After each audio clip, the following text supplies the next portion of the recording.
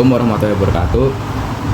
Kami dari SMA Negeri 6 Kota Tangerang Selatan, izinkan kami mewawancarai materi tentang pelanggaran hukum yang ada di Indonesia, Pak. Sebelumnya dengan Bapak siapa? Waalaikumsalam warahmatullahi wabarakatuh. Saya dengan AKP Yono. Saya berdinas di Polresta Tangerang. Bapak izinkan kami untuk mewawancarai Bapak ya. Pertama, kami ingin tanya jumlah kasus yang sering ditangani polisi setempat. Langsung saja ya.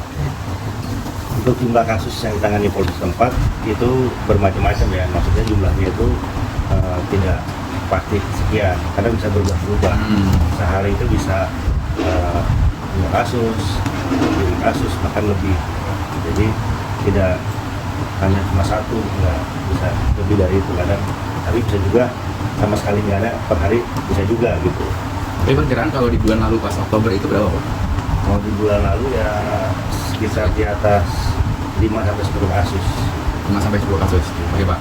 Selanjutnya jenis kasus apa aja itu, Pak?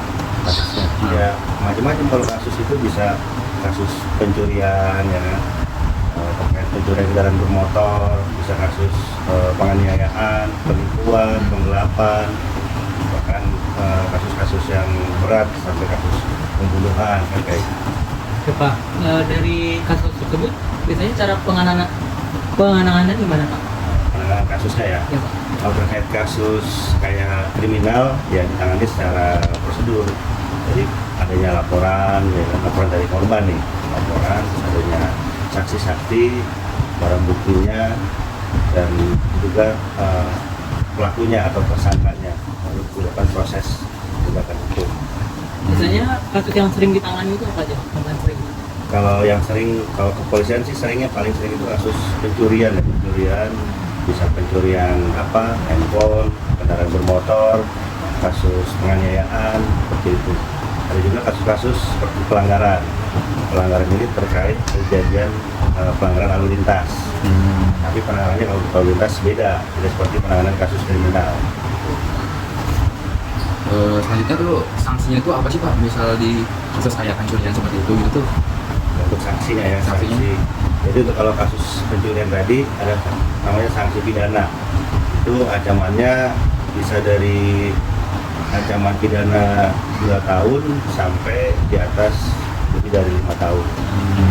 Tapi kalau terkait pelanggaran lalu lintas itu hanya sanksi denda berupa tilang dan denda di pengadilan.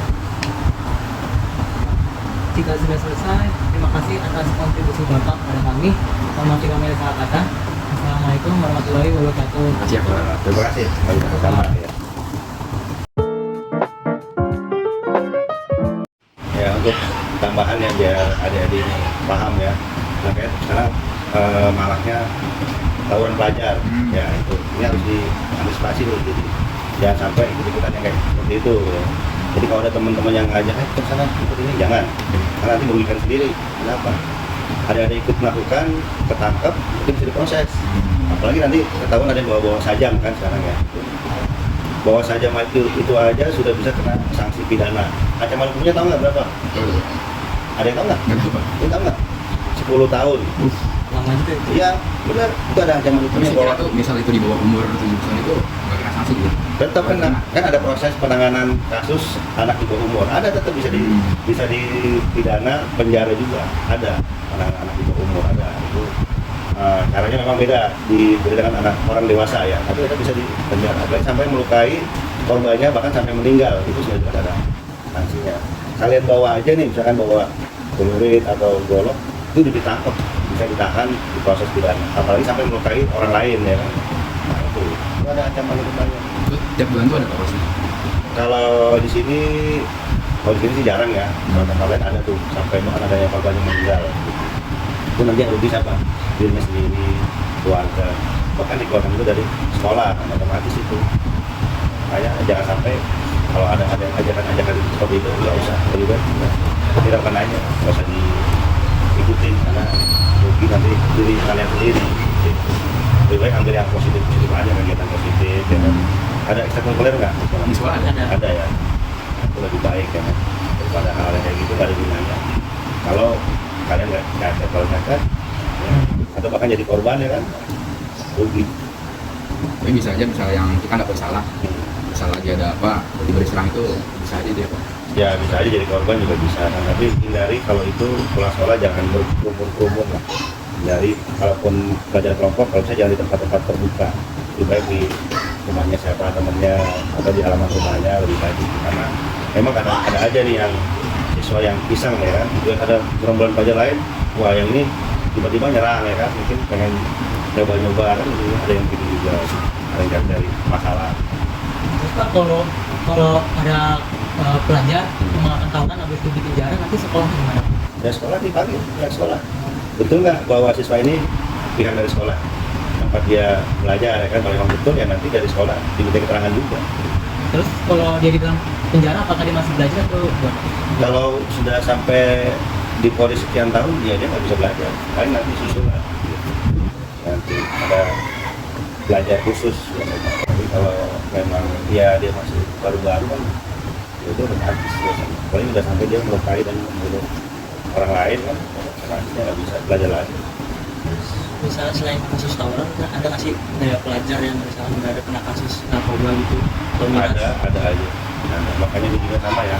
Tadi tawuran supaya diantisipasi sama narkoba. Sekarang banyak tuh cara-cara peredaran narkoba ya.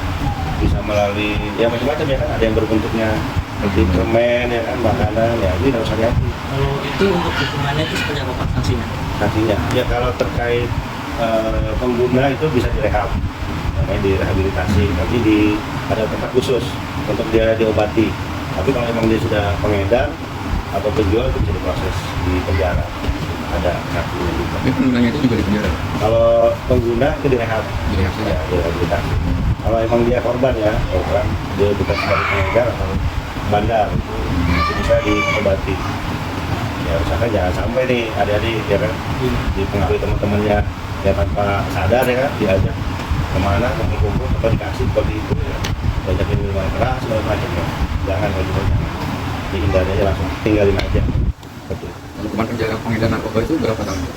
Macam-macam, lihat barang yang dibawanya berapa banyak ya kan? Sudah berapa lama gitu. Kalau kategorinya apakah dia pengecer, itu sanksinya beda dengan bandar. Kalau bandar udah sifatnya banyak tuh, lebih berat lagi kalau bandar. Tapi kalau pengecer itu sanksinya tetap ada, cuma mungkin tidak lebih berat dari yang bandar. Tetap ada sanksi hukumnya, jelas ya. Itu lagi, Pak. Mungkin cukup dari kami. Ya. Terima kasih Pak. Sama-sama.